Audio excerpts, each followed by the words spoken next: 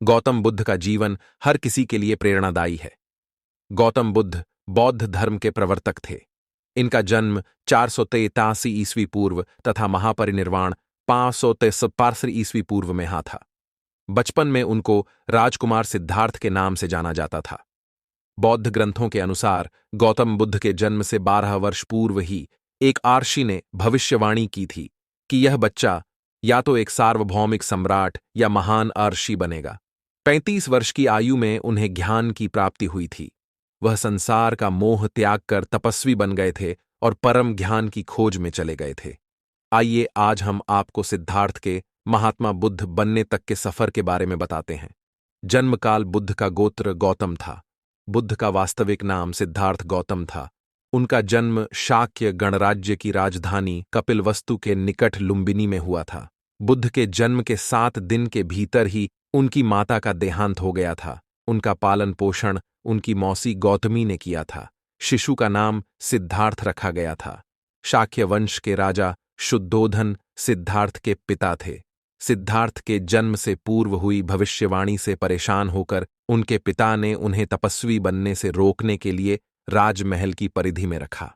गौतम राजसी विलासिता में पले बढ़े, बाहरी दुनिया से आक्रांत, नृत्य करने वाली लड़कियों द्वारा मनोरंजन, ब्राह्मणों द्वारा निर्देशन और तीरंदाजी, तलवारबाजी, कुश्ती, तैराकी और दौड़ में प्रशिक्षित किए गए थे।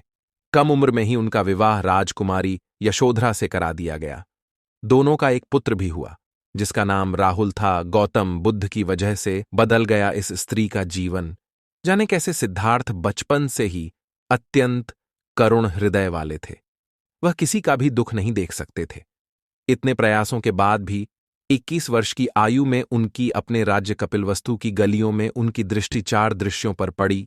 ये दृश्य थे: एक वृद्ध विकलांग व्यक्ति, एक रोगी, एक पार्थिव शरीर और एक साधु। इन 4 दृश्यों को देखकर सिद्धार्थ समझ गए थे कि सबका जन्म होता है, सबको बुढ़ापा आता है, सबको बीमारी होती है और एक दिन सब मृत्यु को प्राप्त होते हैं। इससे व्यथित होकर उन्होंने अपना धनवान जीवन, अपनी पत्नी पुत्र एवं राजपाट का त्याग करते हुए साधु का जीवन अपना लिया और जन्म, बुढ़ापा, दर्द, बीमारी और मृत्यु से जुड़े सवालों की खोज में निकल गए। ज्ञान की प्राप्ति सिद्धार्थ ने अपने प्रश्नों के उत्तर ढूंढने शुरू किए।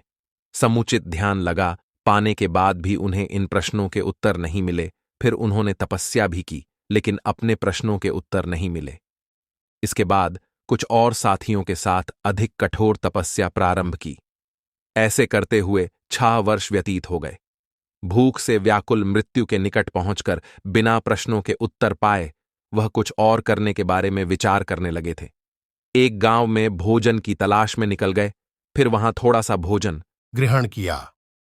इसके बाद वह कठोर तपस्या छोड़कर एक पीपल के पेड़, जो अब बोधि वृक्ष के नाम से जाना जाता, के पास सारनाथ में अपने पहले मित्रों को दिया था। इस बुद्ध कहानी से क्या सीखे? आप कमेंट करके बताओ कि कहानी कैसी लगी। अगर अच्छी लगी हो तो अपना बुद्धिस्ट AII ARDS चैनल को सब्सक्राइब और वीडियो को लाइक करो और कमेंट में नमो बुद्धाय जरूर लिखे।